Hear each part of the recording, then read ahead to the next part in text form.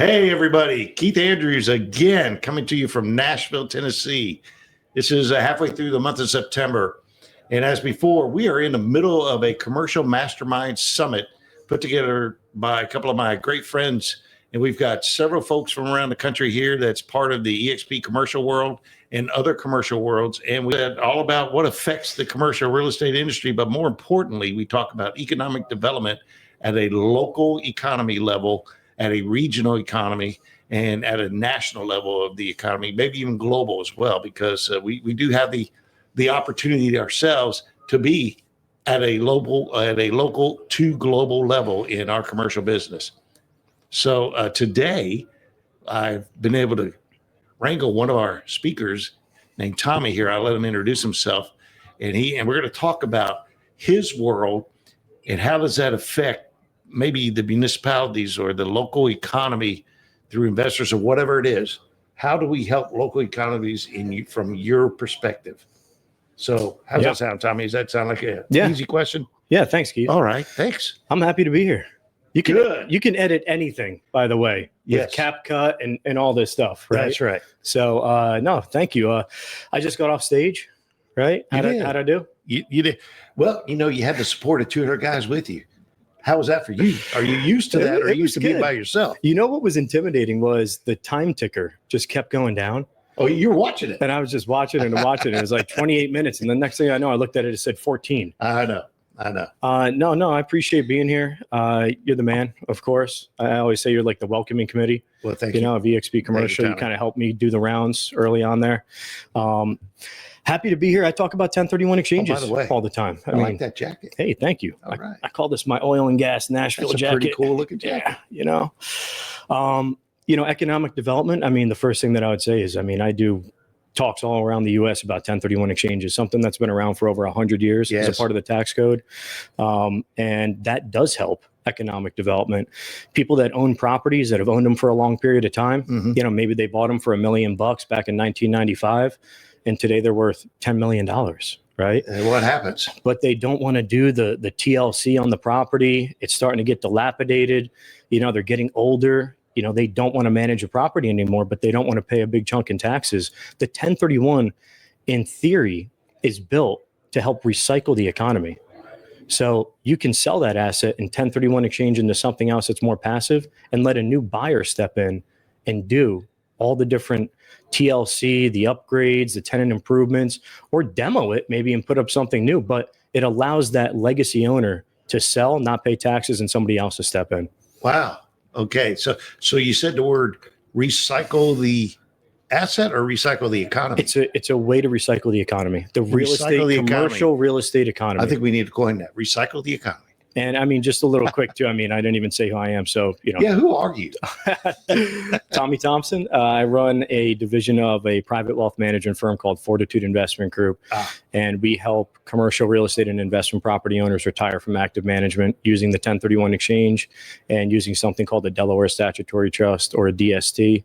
It's a way of buying a fractional piece of a large institutional asset. So envision $100 million Amazon distribution center. Not everybody can go out and buy one of those, but these giant sponsor companies will package them together into a DST and offer fractional slices for sale for as little as $100,000 to accredited investors. Wow. So you can sell one property, take $1 million of 1031 proceeds, and divvy that $1 million up into maybe 10 different DSTs, all different asset classes, build a nice diversified basket, and retire from active management. All right. That sounds pretty exciting. So let me go back to a couple of things you may have said. Somebody owns property in their town. That's one thought process. Mm-hmm. But other clients or people you've dealt with over the years, they're actually investors that may be invested in other areas of the country. Yep. Right.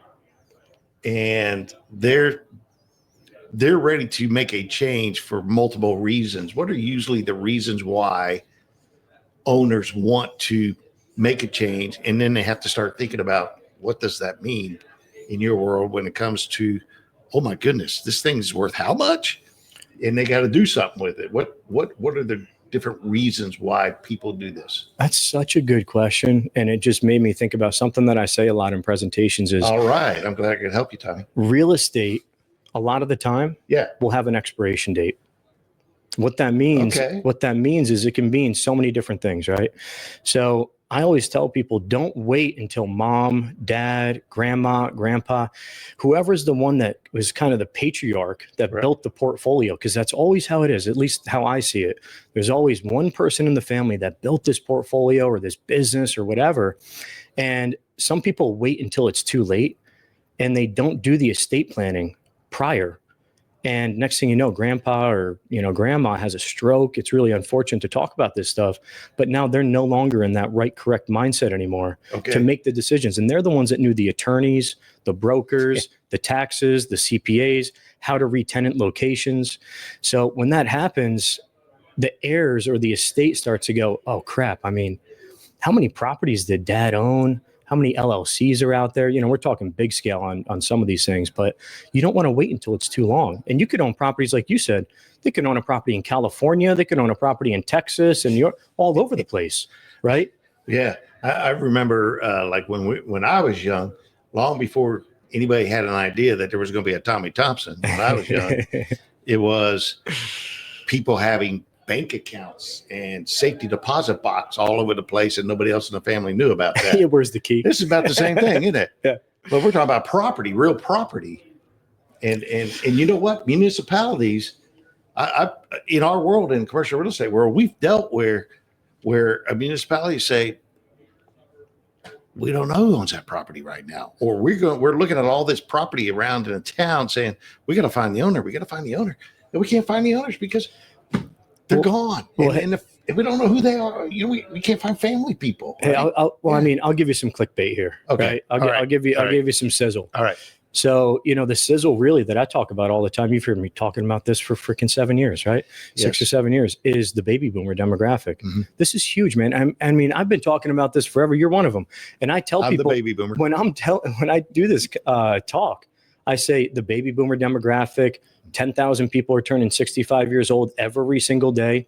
The baby boomer demographic was the largest demographic in size before millennials surpassed them. Right. So what they call this is, they call it, and no offense, they call this the silver tsunami, even though you look like a pretty good silver fox over here. So no offense given to you.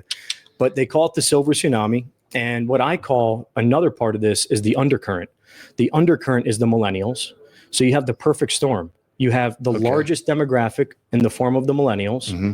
I am one. I'm 36 years old. I have a lot of buddies that, are part of real estate funds. They're going out and buying properties.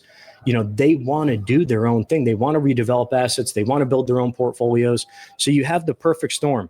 The second largest demographic exiting in the form of baby boomers, who historically built a lot of the businesses we use today.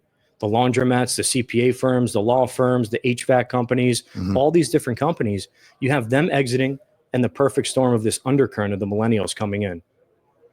That's what I talk about all the time. And that's why the 1031 exchange, which has been around for over 100 years as a part of the tax code, plays into this big time. It's a recycling of an asset from one hand to another buyer coming in who's willing to do that work. Right. And from the economic development perspective, the recycling also could mean the new adaptive use of that same property, but it's a whole different use. It could be AI, it could be data centers, it could be whatever the new topic is. Hey, right? it went from what would you call gas stations on every corner to charging stands everywhere now, right? It's gone from, before 1031s, it goes from the horse posts, hitching posts for your horses, to parking lots for your vehicles, right? I mean, you could even get even further into this. Something that I really don't even talk about a lot, but which we do a lot of, is 1033 exchanges. Oh, yes. Okay, so say that real quick, because we got 1033 exchanges it's eminent domain, right? So with a growing population in the U.S., which is going to happen, right? It's inevitable for that to happen. Millennials are having, kids, or at least they're trying to have kids. And what happens is you need to expand the roadways. So a lot of older folks out there, they own big lots of farmland. Yeah. They own these properties that weren't the corner of Main and Main back in 65, 75, 85, 95. Now they need to expand those roadways. That's so right. the government comes, or the municipality comes in, and they'll take that land at fair market value. Sometimes they even pay up for it a little bit. Yeah, they do. And you can actually take constructive receipt of those proceeds. So they'll give you $1 million for your land. And you don't need to place that into a QI account like a 1031. You can take constructive receipt of it. But a lot of people don't know you have 2 years from the end of that calendar year, from when you got the money from the municipality, 2 years from the end of that calendar year, so January 1st, 2026, if it happens today, to replace those proceeds into another investment property and not pay taxes on it. If you don't do that, you're going to owe capital gains tax. A lot of people don't know about that. That's going to be a big one. And that's big in California right now with all those wildfires too. Oh, wow. Yeah. Okay. Well, Tommy, is there one last thing you want to say to the world out there before we end it? Have a great team around you. CPA is one of the most important people in the mix. Make sure that if you own commercial properties, investment properties, you're leaning on specialists. We just got, heard from Coach Michael Burke talking about specialists, right? I used to go around and say, Tommy T 1031, right? So I'm saved in people's phones as Tommy T 1031. So I'm a specialist in that space. Yeah. I don't act like I know everything. Have a good CPA, have a good real estate broker, tax expert. Have somebody who knows net lease, have somebody that knows multifamily, all the different food groups, and be aware of all this stuff. Have an attorney once in a while, huh? And for the real estate agents out there listening too, oh yes, guys, this is one of the biggest opportunities that you're ever going to have with this giant generational shift of real estate that's going to be changing hands. So get the right team around you. Man, thank you, Tommy, for coming out today. We were just happened to be on a break, and I found him in the hallway, grabbed him, told him to set his lunch down. So thanks for stopping in, man. Appreciate you. You're the man. I appreciate you, We'll Keith. see you again Yes, sir. everywhere.